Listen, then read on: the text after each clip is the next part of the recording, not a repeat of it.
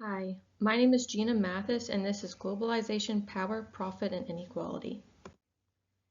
This presentation explains how different social theorists describe systems of power and equality and how those systems connect to globalization. Each theorist looks at a different form of power, economic, political, racial, or gender-based, but all show how the inequality is built in a modern global society. These theorists include Harvey, Mills, Wallerstein, Du Bois, and Butler. Together they explain how globalization spreads and maintains inequality across the nation. Globalization refers to the worldwide systems of interconnected economic, political, and social processes that tie nations of people together through networks of power, production, and exchange. It is the creation of global systems of inequality where economic, political, racial, and cultural power are connected and controlled by a few dominant groups or nations, shaping who benefits and who is left out in the modern world. David Harvey's work focuses on the global economic shift known as the neoliberal turn, which is a move away from state regulation toward market-oriented solutions. This shift emerged as a response to the economic crisis of the 1970s. A key goal of neoliberalism was to resolve the capital crisis and restore the power of economic elites. This transition marked the end of the earlier system of embedded liberalism, which had guided the post-World War II global economy through institutions like the IMF and World Bank. When it collapsed, neoliberalism stepped in as a political project aimed at reestablishing conditions of capital accumulation and elite dominance. The neoliberal turn is deeply tied to globalization, not just as a domestic shift, but as a global strategy. According to the text, it reshaped both national policies and international relations.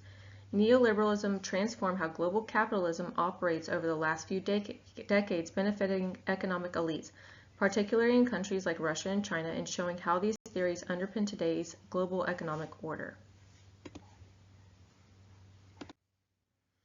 The central idea of Mills is the concept of the power elite, a small group of men who hold top leadership positions within the three main institutions of modern society, the economic, political, and military sectors. These include corporate executives, key political officials within the presidential branch, and high-ranking military leaders. Mills argues that these institutions have become increasingly powerful and tightly interconnected so that decisions in one area directly affect the others. This interlocking structure is the true source of power in modern society.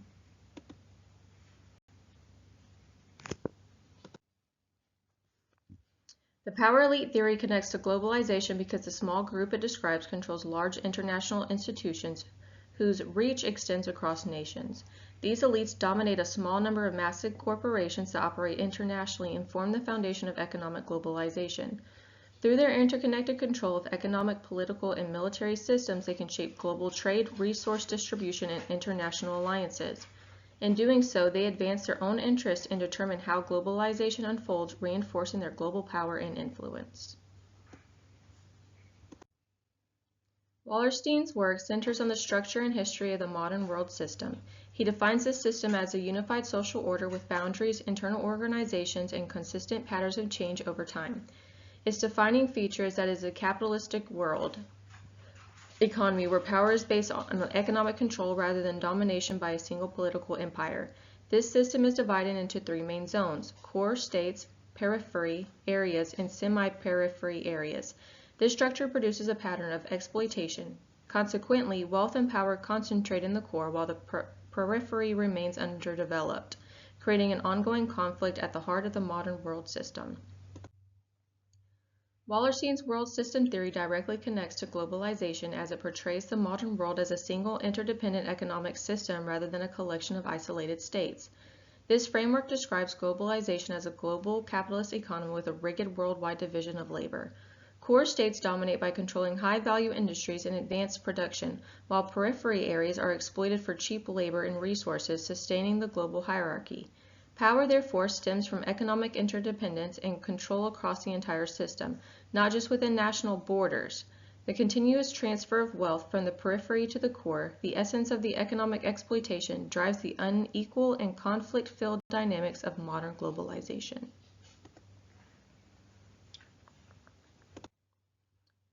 Du Bois' work focuses on the deep psychological and sociological trauma of race and racial prejudice in the modern world. His central contribution is the concept of the veil, which separates Black people from white society, forcing them into a state of double consciousness where they see themselves not through their own eyes but through the judgment of others. Du Bois connects this psychological issue to systematic inequality by detailing the failures of emancipation, leaving black citizens without the necessary power to defend their rights. Du Bois connects the problem of race to the global systems of imperialism and economic power. He claims this whiteness equates to the ownership of the earth, ties racial identity to the ideology of empire that fueled globalization. The rise of the industrial corporation after emancipation reflects this, as global capitalism prioritized profit and cheap labor over equality. For Du Bois, racial oppression is not just an American issue, it is a structural part of the global capitalist system that sustains inequality worldwide. Butler's work looks at how society creates ideas of gender and sex instead of them being fixed or purely biological. She argues that sex isn't something that exists naturally on its own, it's a social rule that shapes our understanding of bodies. These ideas are kept in place by what Butler calls the heterosexual norm. This system decides which kind of identities are accepted and which are seen as wrong or unlivable.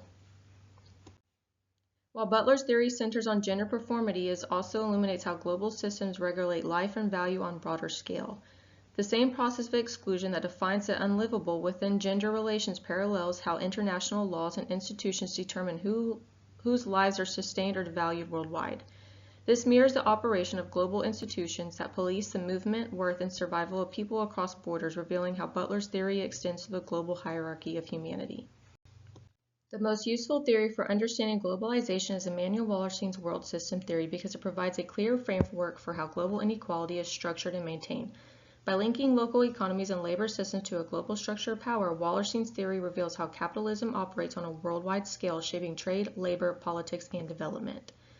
Jacinto uses Wallerstein's world system theories to examine how the global economic order changed after the 2008 financial crisis. This finding shows that despite some regional shifts in emerging economies gaining influence, the overall world system remains highly unequal. The same group of core countries control most global trade and economic power. Meanwhile, periphery and semi-periphery countries still occupy dependent roles in the international economy. Jacinto's work supports Wallerstein's argument that capitalism creates a self-reinforcing global hierarchy where power and wealth remain concentrated at the top.